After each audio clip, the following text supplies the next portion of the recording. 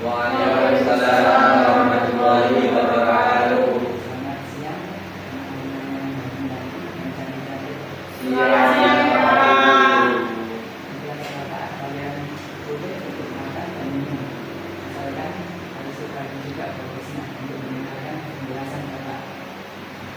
Baik Bapak. Kita awali dengan Fatihah dulu. Semoga pada hari ini mendapatkan keberkahan, bermanfaatan dalam materi hari ini dan untuk kami juga mudah-mudahan selama proses pembelajaran kalian selalu diberikan kemudahan dan keberkahan. Amin.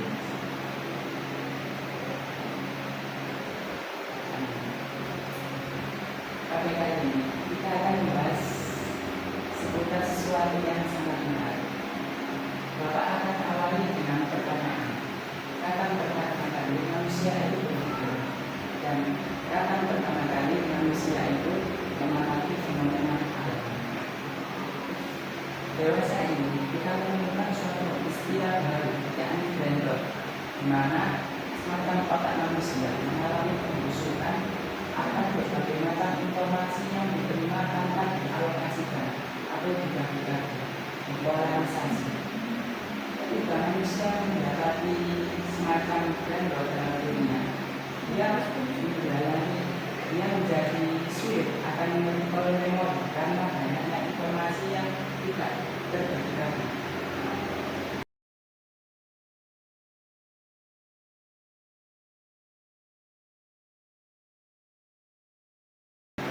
Dulu, 600 tahun sebelum kelahiran Kristus,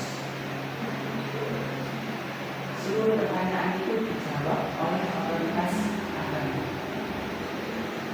Pada waktu itu, seringkali manusia itu skeptis akan pertanyaan dan jawaban dari otoritas agama itu sendiri. Maka pada waktu itu juga orang-orang mulai bertanya dan bersikap kritis. Sebenarnya apakah jawaban tersebut itu benar atau tidak? Maka itulah awal mula lahirnya suatu disiplin ini atau yang dewasa ini dikenal sebagai mother of science, ibu dari segala ilmu, yakni filsafat. Filsafat secara etimologi tersusun dari dua kata.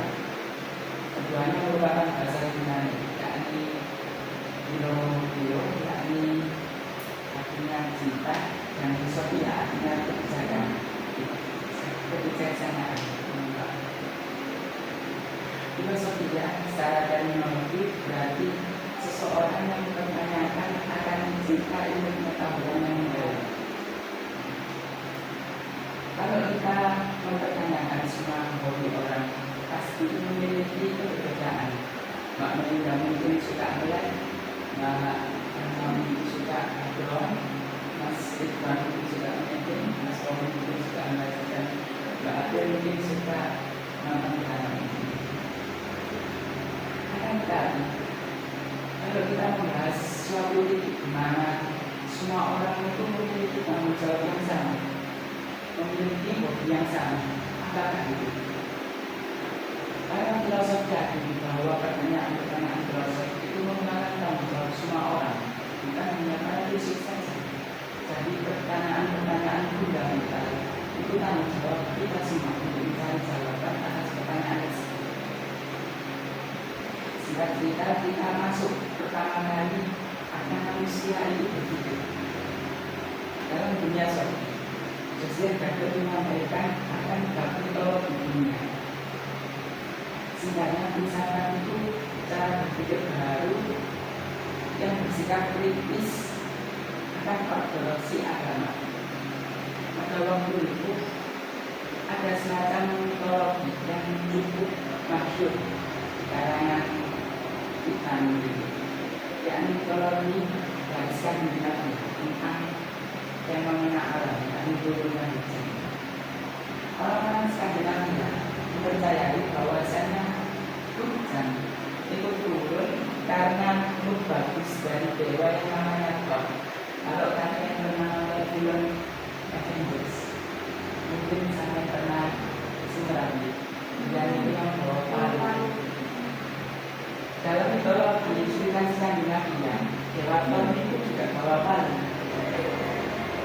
lain. Yang saya maksud itu ketika 40 hari Dewato tersebut itu ada dalam genggaman dirinya. Dia dalam mitologi Skandinavia merupakan dewa kesuburan. Ketika lalu ada dalam genggaman dirinya, dia bisa menurunkan hujan. Tetapi kalau hujan boleh turun, rasanya kita kemarau nanti. Palunya itu dicuri oleh raksasa. Dalam mitos Skandinavia juga terjadi 3 alam, Midgard, Asgard, sama Utgard. Utgard itu alam para dewa, sedangkan Asgard itu alam para raksasa yang merepresentasikan dari berbagai macam kejahatan. Sedangkan Midgard itu alam manusia. Di situ pemiliknya itu, ya, kucingnya itu mempunyai kalau itu dicuri oleh raksasa. Sehingga akan itu orang-orang Skandinavia pada zaman dahulu itu menganggap, oh berarti jangka 20 masa itu berkanduletor itu dicuri oleh raksasa.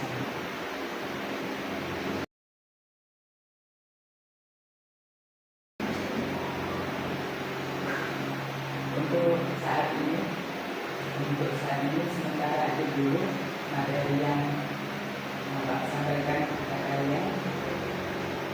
Mungkin kalau ada kesempatan lagi Bapak akan di-sharingkan filsafat pertama kali hadir, yakni filsafat materialisme. Banyak sekali para filosof itu mengamati akan fenomena alam, termasuk jangka dunia.